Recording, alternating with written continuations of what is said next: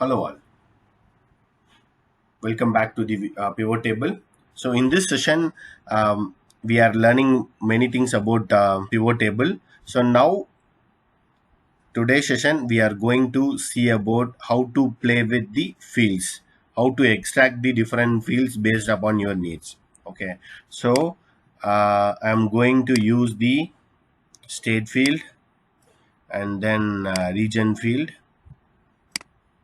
Okay, so in this state, what is the insured value and how we are going to play with this. Okay, if you want to extract the value based upon the different states, okay, so this is how the value. Okay, so for example, for Illinois state, totally the major part is from Midwest and the total sum insured value is 9280575. Okay, so now if you want to change what is the maximum value in Illinois state of insured value, if you want to see here, just go to field value settings and just check out the max and click OK. It will get automatically popped up.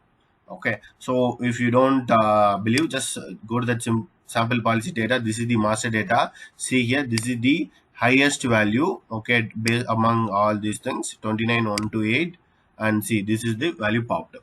Okay, now we want to see what is the average value of all the policies. Just simply click done. Now it will be get popped up over here.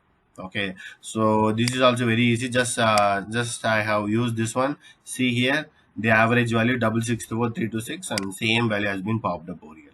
Okay, so next thing is we are going to see about the percentage of value. Okay, so among 100 percentage, what is the Illinois percentage? Okay, and what is the Michigan, what is the Ohio, New York state values? Okay, we want to see is in pivot table we'll be having another option, show values.